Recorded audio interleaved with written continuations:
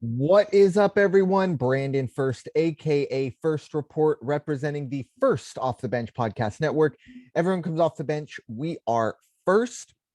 Welcome into another edition of the Changeup. We break down everything Major League Baseball has to offer. When I say we, I mean myself and my co-host, Bryanna Winner. You can find Bryanna at bwinner12. How you doing today?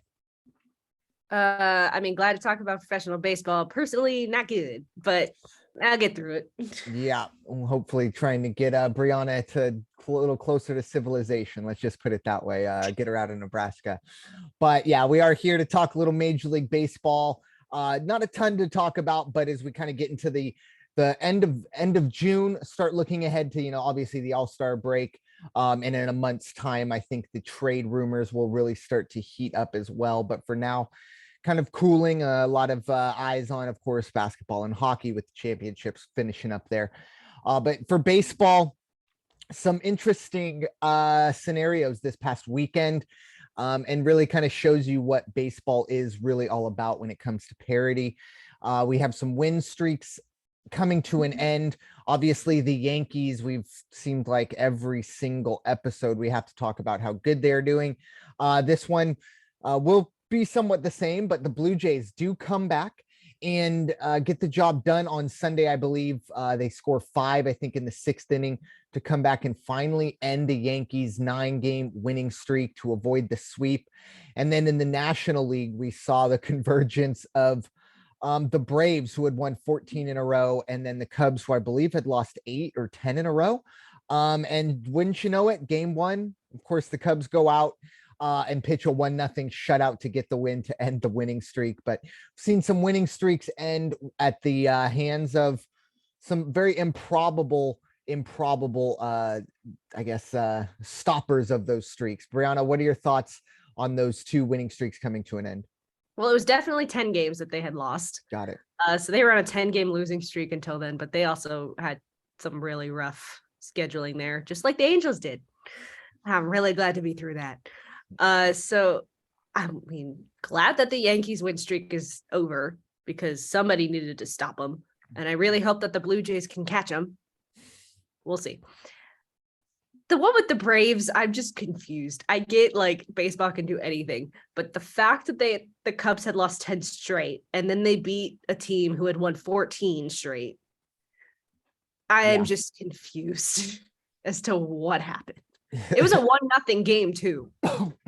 And that's the thing for me with the way they did it. I didn't see the Thursday game, the Padres Cubs, but I watched Monday, Tuesday, Wednesday. And the Padres dominated the Cubs pretty much from start to finish, especially the pitching staff. The starters may have had a good start Tuesday and Wednesday night, but when you put up, I think it was 11 and then 19 back-to-back games, and then 2 days later you fire essentially a shutout against the defending world champs to end your losing streak. Good for them. And to kind of double up on it, they also won the series too. It wasn't kind of a flash in the pan like, hey, we won the 1 game, congratulations. They take 2 out of 3, kind of cool the Braves off a bit. Well, if you look at how they scored, it was literally on a sacrifice fly, and they only gave up 2 hits. Hell, Atlanta only gave up 3. Good old fashioned. I don't know what this game was. And the only run that was scored was literally in the 8th inning. Yeah. So it was a 0-0 game at the end of 7.5. Yeah. So maybe looking at wind blowing in or something like that. I know the weather when the Padres were there just 3 or 4 days before was a little tough to deal with, with the wind and some tornado warnings. But yeah, there had to be some other effects there. But that's baseball for you. For the Cubs, I think it's a nice little pat yourselves on the back.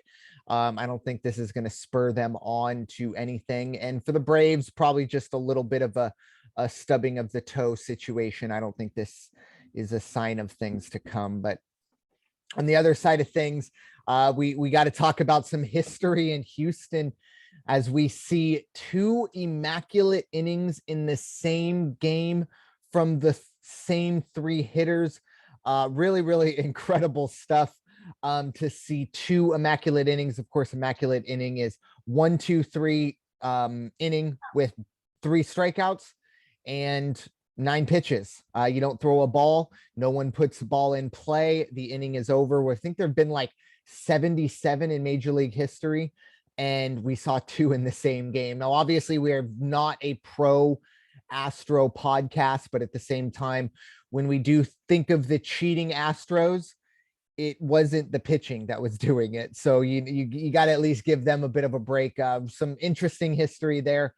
A moment to forget for Texas. I know that puts a smile on Bryanna's face, but Bryanna, what are your thoughts on 2 immaculate innings out in Houston? I hate that it was that specific team, but you do have to respect that they were able to do it. Because yet, like you said, the cheating didn't come from the pitchers. It was just hitting. It was while they were up to bat on offense. It wasn't defensive. So I don't know, but I'm going to go back to the Braves for a second. They've got a 4-game series with the Giants, and then they have the Dodgers. Yeah. So we'll see what happens.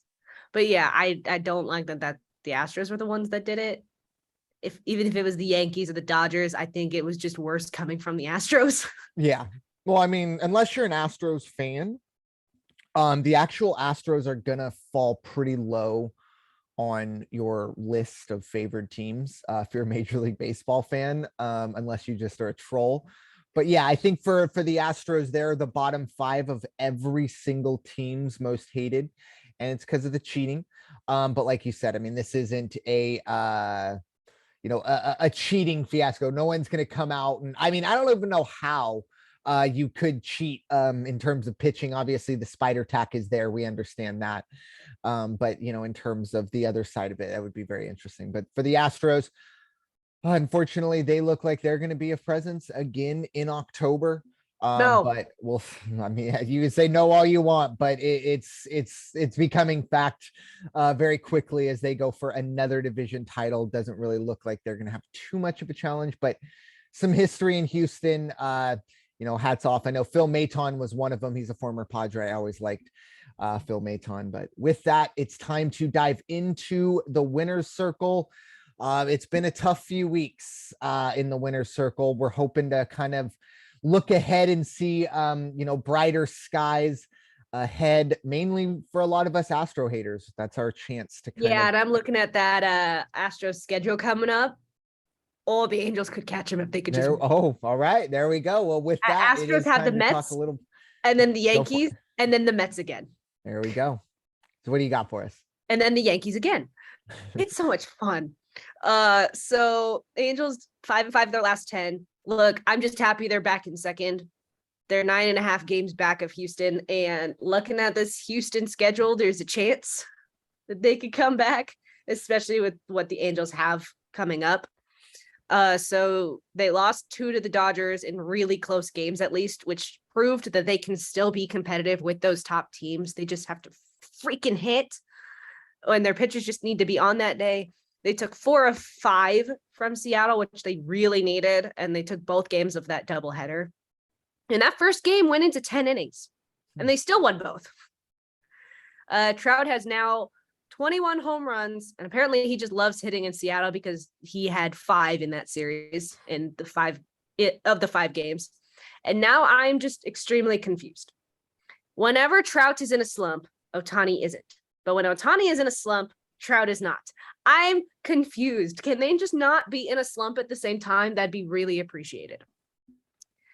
So up next, they have 3 with Kansas City starting today through Wednesday, Seattle again Friday through Sunday, which is why I'm really, really hoping that Houston could just lose.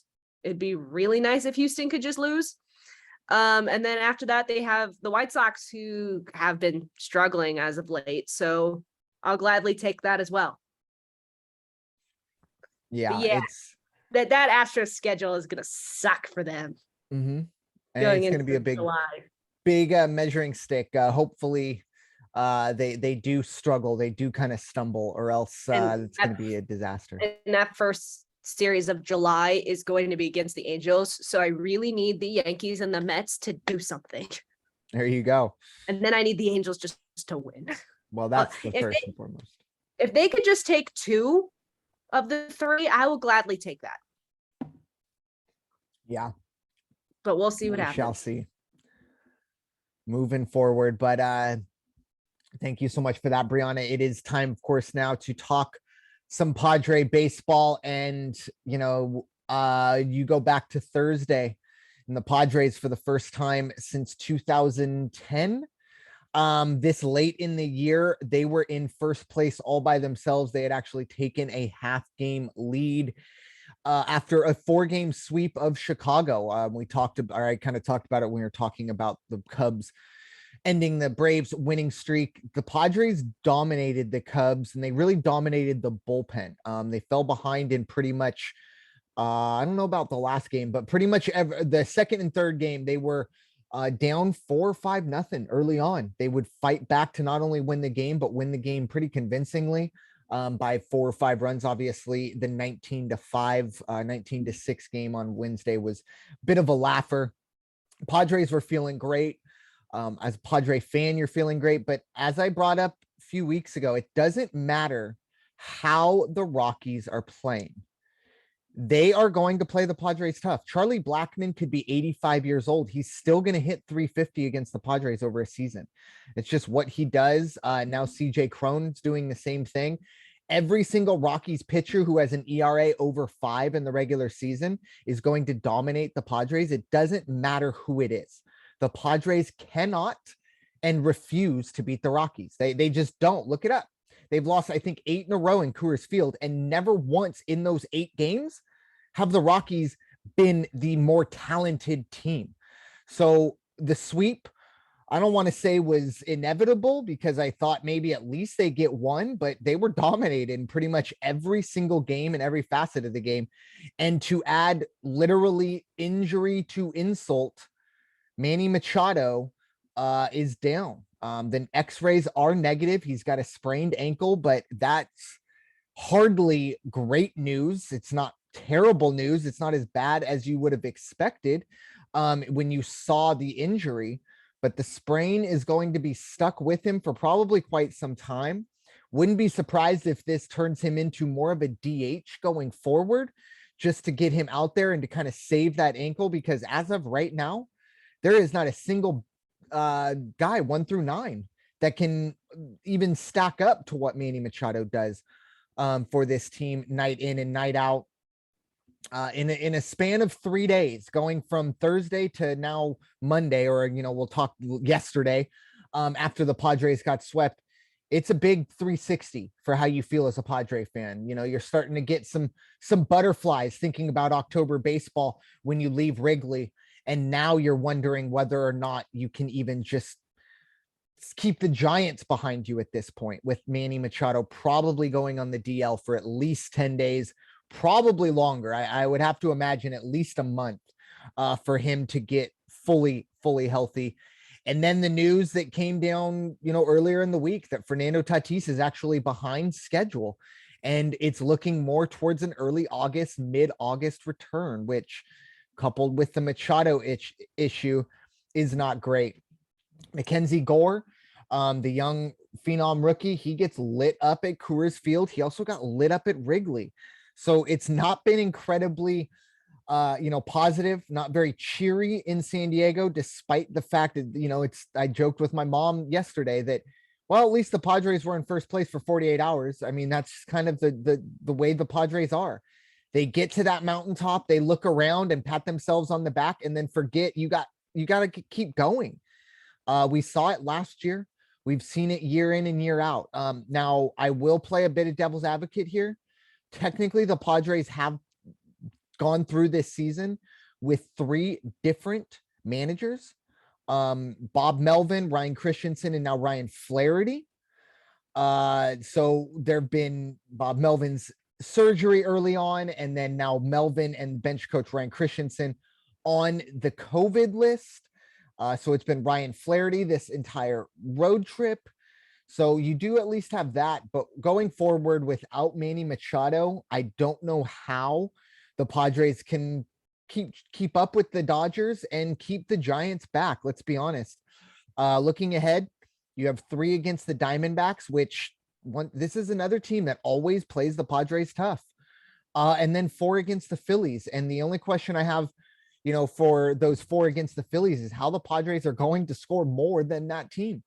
The Phillies, for all their miscues and maybe deficiencies, those boys can swing the bat. And if they get rolling the way Colorado did this past weekend, could be a long weekend at Petco going forward. But first things first, you got to take at least 2 out of 3 from Arizona and hope that somehow, some way you can find a way to fill in the gap that Manny Machado's absence going to fill. But if you're a Padre fan, you're used to this. This isn't our first rodeo. It's not looking good. But this team has looked like they were going to fall apart, and they've pulled it together. Let's see if they can do that at the same time. They've never had to do it without Manny for an extended period of time, and that's probably what we're looking at here. So, well, and I don't appreciate that Mackenzie Gore is not doing well. I don't appreciate it. I feel terrible for your fantasy team, but I could not care less when it comes to Mackenzie Gore going out there and giving me a solid 6 or 7. It's a bonus. We'll call it a bonus. Yeah. And 2 things I forgot to mention with the Angels, all of those upcoming games are at home, thankfully. And I did forget about the injury that has now caused a player to be out the rest of the season. And I had to tell one of my freelancers to take that guy off of his team because he's not going to be playing again. Anthony Rendon is out for the season once again because he's going to get taxes and Rendon going on the shelf all year. Look, he's always injured at this point. It doesn't really matter. We've got people that could play other positions, and play for him, because he's injured pretty much every single year for a long period of time. And it's nothing new at this point. What's he hitting, like 240, 250? I don't know, but again, it's nothing new. Yeah, exactly. Even when he's on the field, he's not producing at that rate, which is unfortunate, because I'm sure that money could go to better uses in Anaheim right now, but pitchers. Yes, exactly. But with that, it is time to look at our 3 ups, 3 down. We have, starting it off, I had the ups. Both of us, I think, had kind of a hard time finding some ups and downs. There's just a lot of 4 and 6s, 5 and 5s, 6 and 4s floating around. Not a lot of movement in the standings. But I am going to call out San Francisco for a positive.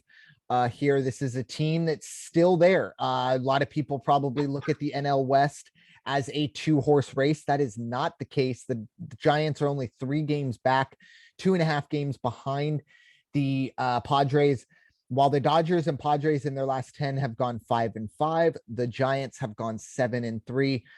This is a team 37 and 28, playing good ball, sticking around. It hurts me to say it, but yeah, the Giants definitely on the upswing. Bryanna, what are your thoughts? I mean, yeah, we already know Arizona and Colorado are out of it. We kind of knew it was going to be a 2 or 3 horse race anyway, like it has been the last few years. Just as long as somebody can dethrone the Dodgers, I'll be happy. Yeah. And if it's San Francisco, it's San Francisco. If it's the Padres, it's the Padres. Just as long as it's not the Dodgers. Agreed. I'll be happy. And as I just talked about, more than likely that dethroning is going to come from the Bay, not from down here in SoCal. So we'll see how that goes. But Bryanna, you had the downs this week. What is our first down? So the first one is going to be Tampa Bay. They were one of only a few teams that have been 3 and 7 in their last 10, because again, like you alluded to, everybody's been 5 and 5, 6 and 4. It was hard. Look, right now, the entire East is going 4 and 6 or 5 and 5. So the team doing the worst right now is the Rays. And they're only a half a game up of Boston, who's in 4th place. Boston's making a run, but look, we kind of thought Tampa Bay was going to be a little higher than this. And we weren't expecting the Yankees to do as well as they have been. Yeah. And I hate it. But I'm hating the fact that the Rays next have the Yankees. And then maybe they'll get a reprieve with Pittsburgh. Sure. I don't know. I hope so too, but we got to think about it. Pittsburgh against like the tougher teams have actually done really well. It's those like bottom of the barrel teams that they've been struggling with. So we'll see what happens. I would really love if the Rays could beat the Yankees, but we will see. Yeah, it'll be interesting there for the Rays. 13 games out right now. 36 and 30, as you said, 3-7 in their last 10. Um, it's tough in Tampa, especially considering going forward, when we do talk about taking down the Yankees, the one big thing you have to think about with the Yankees is their, I don't want to say infinite budget, but pretty darn close to it. When trade deadline rolls around and you're trying to make improvements, some teams have to look at the price tag of certain guys.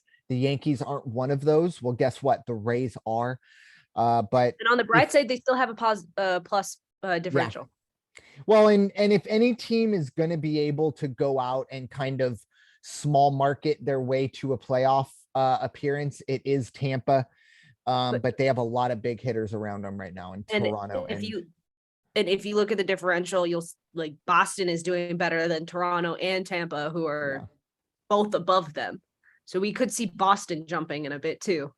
Yeah, I think Boston's probably getting rolling at the right time. Only 2.5 games back in, or I'm sorry, 2.5 games behind Toronto in that division. Still, like I said, 13.5 back of the Yankees, who are unfortunately for us, our second up of the week. It has to be done. I mean, I don't know if we've gone. I want to go a week without one of those 3 teams there. Me too. But it's as difficult as it was to find the ups. This one wasn't. I mean, obviously we talked about them losing yesterday, but they're 9-1 in their last 10. They are 49-17 with a plus 143 run differential. They're on another level right now. And as frustrating as it is, I don't think we've gone back to back. I feel like they've been on this list more often than they haven't even been. Not even on the downs, just more often on the ups list than not even brought up at all. You got to give them credit, but at the same time, you've kind of talked about it every time we've talked about this team, that kind of cloud of injuries. Are they going to make it through healthy? Because it's great right now. Hell, it's even great heading into September. But what if those guys start to kind of break down? Guess what? This is you need your guys healthy late in the year. We'll see how it goes. Obviously, so far so good. We're not wishing injury upon anybody. We're not those type of people. But at the same time, if you've been a baseball fan over the last 5 or 6 years, those big bodies in New York, they seem to break down, and all kind of at the same time. So it's something you do have to keep an eye on. But Bryanna, begrudgingly, what are your thoughts on the Yankees continuing to roll? No. I need them to just lose. I need them to start losing. I don't want to see anybody get injured, but if that's the only way that they can lose, we know it's going to happen at some point. It's just a matter of when. Are they going to lose a bunch of their players due to injury or COVID or just anything? We know it's going to happen. But is it going to be before the All-Star break or after? Yeah. I hate that they're pretty much leading the entire league. Like, I hate it. Yep, it's flashback to the 90s all over again, unfortunately. But Bryanna, what is our second down of the week? I alluded to it earlier, and I have a little smiley face next to it. It's the Texas Rangers. They are now down to 3rd in the West, half a game back of the Angels. Again, happy. Look, Texas, the Angels, and Houston all went 5-5 this last week. And the bright side, the Angels are winning, and I will gladly take it. But they're all 5-5. And if I remember correctly, Texas had a positive run differential last week, and now it is at -4. So the only 2 in the positives in that division now are Houston and the Angels are almost down to that negative. And look, Texas lost 2 to Houston, but they lost 2 to Detroit. And if you're losing to Detroit, something is very wrong. True. Very true. Especially multiple games. Detroit. Yeah. Texas, I think, has been somewhat of a surprise. Only 4 games under 500, sitting in 3rd place. Obviously, we expected more out of Seattle. But for Texas, if they can Yeah, I mean, I'm just looking at this division and it breaks my heart because, I'm preaching to the choir over there for Bryanna, but there was just so much potential for a possible 2-horse race of the Angels and Houston going at it down the stretch. Not going to be there now. It looks like the Angels are going to have to kind of swat this little gnat away over the next month or two. But We'll see what happens because again, Astros have the Yankees and the Mets. yeah, I mean, it's still going to take maybe. some. Yeah, I mean, they could pick up 2 or 3 games in those things.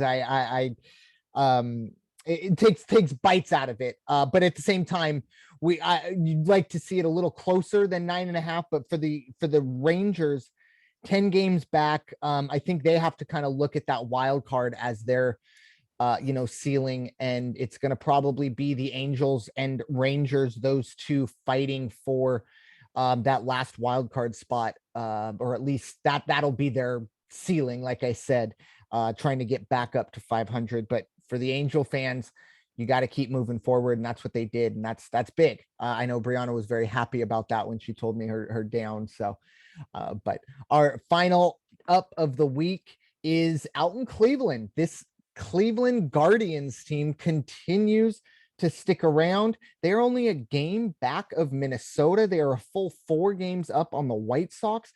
They are 8-2 in their last 10 and have actually the best run differential in that division, despite only being a game back of Minnesota. They're plus 35. Minnesota is plus 25. But it's going to be interesting heading down the stretch if Cleveland can keep this up.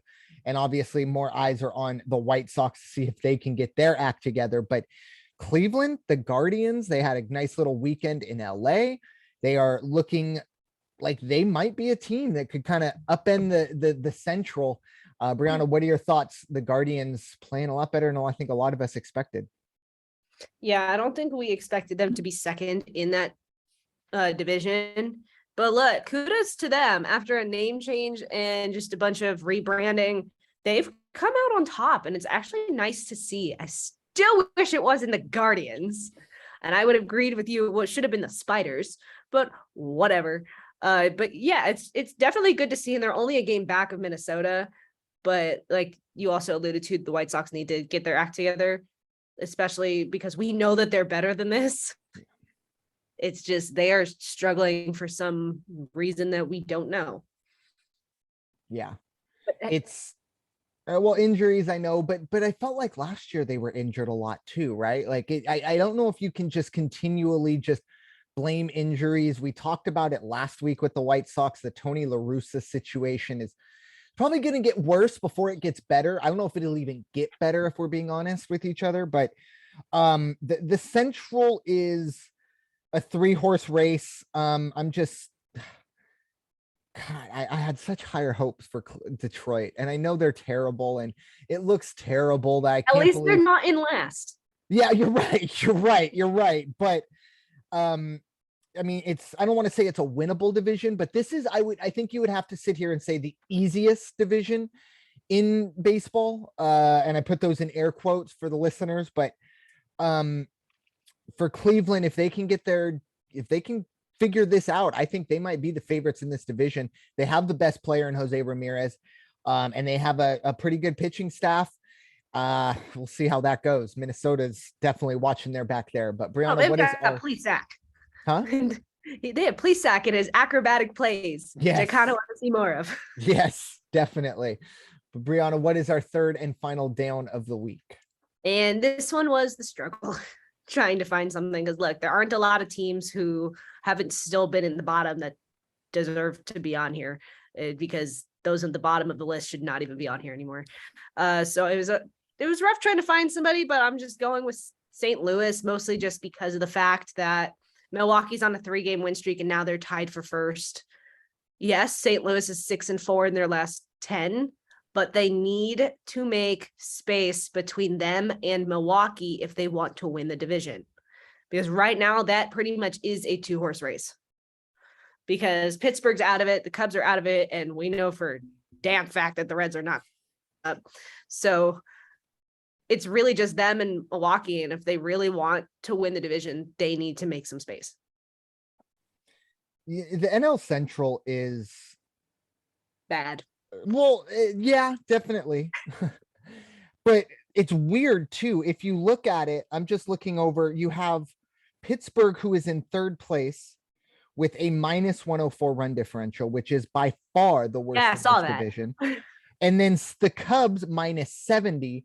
And then the Reds, who are what, 3.5 games worse than Pittsburgh, well deep in the cellar. They actually have the best, and I'm putting those in air quotes again, the best at minus 64 of those three teams. And then if you look at the top, Minnesota and Milwaukee and St. Louis, they're tied, both 38 and 30. The Cardinals run differential is plus 61. The Brewers run differential is plus 16. So it's just very, I mean, and for me, I've always said it, that's a nice tiebreaker, at least in my book, to see kind of how teams are playing, how they do. Definitely not the end all be all, but looking at that, you have to kind of wonder if, as crazy as it sounds, Cincinnati might finish third in this division when it's all said and done. And St. Louis may run away with it, but right now you're right. Milwaukee figuring it out. I believe it was a sweep of Cincinnati that got them that 3-game winning streak. So for the Cubs, beat the bad teams. That's what you have to do when you're in a division like this. It's probably going to come down to whoever has a better record between Milwaukee and St. Louis, or Milwaukee and St. Louis. Yeah, you had said the Cubs at one point, and I'm very confused. Yeah, it's a weird. I think I said Minnesota in there too, but bring it back. You did, but you caught that one. The Brewers and Cardinals. Gosh, I'm bad. The Brewers and Cardinals. Whoever has a better record with the bottom three teams in this division, I think ultimately wins this division. Because there's a lot of shrapnel in this region. There's a lot of bad teams, really both sides. Huh? I think that's an understatement. Yeah, it may be the worst division in all of baseball. And the only reason I say maybe is because the bottom of the AL Central is just as ugly. But yeah, it's tough for the Cardinals, but I like them going down the stretch. I think getting Flaherty back is good. And Milwaukee, just, I don't know what happened with Christian Yelich, but he went from an MVP every year to somebody that is a 250 hitter and 15 to 20 home runs. It's I don't want to say the S word, but it sounds a bit steroidish from the beginning. And yes, I just made that word up. But Bryanna, what are your final thoughts for another episode of the Changeup?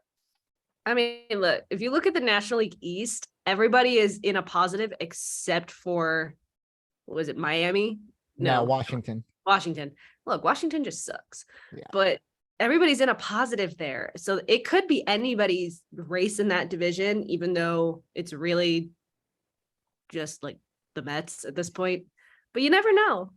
So we'll see what happens, I guess, the rest of the year, especially in that West, because you and I are both looking at both Wests and we're like, oh, we've got a chance. Yeah, I agree. Because the Angels definitely have a chance. They just really need Houston to start losing.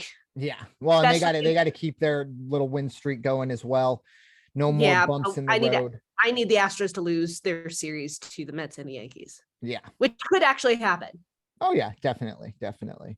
For me, I want to sneak in a little fourth up, if you will. I couldn't put them on there because they're still a bad baseball team, but let's just have a little shout out to the Baltimore Orioles for reaching the 30-win plateau well before any time they have in the last 3 or 4 or 5 years. Obviously, throw the COVID season out because they only played 60 games. So winning 30 games there was well beyond their aspirations. But I mean, we're talking game 104, game 117, game 93, when they hit the 30-win plateau. For them this year, 68, game 68. They are 30 and 38. They're well out of things. They're 20 games back in the East. They're not going to be a playoff team. But you could make the case that the Baltimore Orioles are the best last place team in baseball. And you know what? There's a lot of long-suffering Orioles fans that will take that right now. So they're definitely not going to be a playoff contender anytime soon. but they're at least moving forward. And I'll give them some credit there for that. It's been a rough 4 or 5 years in Baltimore, outside of the Lamar Jackson situation. He's a great quarterback, but other than that, in Baltimore, there ain't nothing going on. But we do see a little bit of an upswing in the Orioles organization. Still a long way to go, but just wanted to give them a shout out. So thank you all so much for listening to this edition of the Changeup, presented by the First Off the Bench Podcast Network. Everyone comes off the bench. We are first. It is time for you all to go wash your hands and stop hating everybody. We'll talk to you all very soon. Take care and have a great day.